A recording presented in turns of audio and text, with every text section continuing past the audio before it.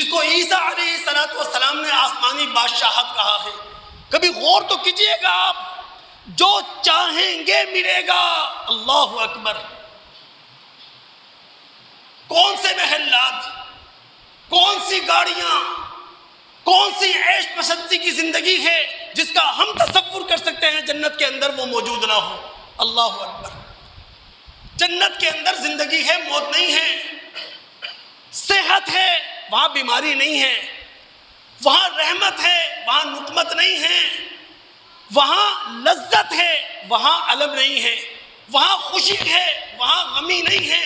اس جنت کے اندر اللہ کی قسم ہم چلے گئے، کھائیں گے پیئیں گے، لیکن کوئی تھوک نہیں ہے، کوئی بلغم نہیں ہے، کوئی کھنکار نہیں ہے، کوئی بول و براز نہیں ہے. اور ایسی جنت میں جانے کے لیے صرف اللہ رب العالمین کی مرضی کے مطابق زندگی گزارنی ہے، اللہ کی فرما برداری میں زندگی گزارنی ہے. دوستو اللہ کی قسم آخری بات کہوں، یہ جو قرآن کے اندر جنت کا تصور ہے نا، یہ صرف ہمارے ذہنوں کے قریب کرنے کے لیے جنت کو، اور کچھ نہیں ہے. یعنی آسان لفظوں میں یوں کہوں،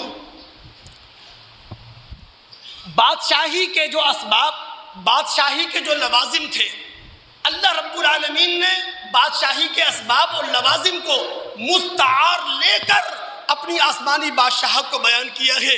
ورنہ ہمارے رسول کہتے ہیں ما لا عین رات ولا اذن سمعت ولا خطر علی قلب بشر. اللہ رب العالمین کی جنت وہ ہے، کسی آنکھ نے اسے دیکھا نہیں ہے، کسی کان نے اس کو سنا نہیں ہے، اور کسی دل میں اس جنت کا خیال پیدا نہیں ہوا.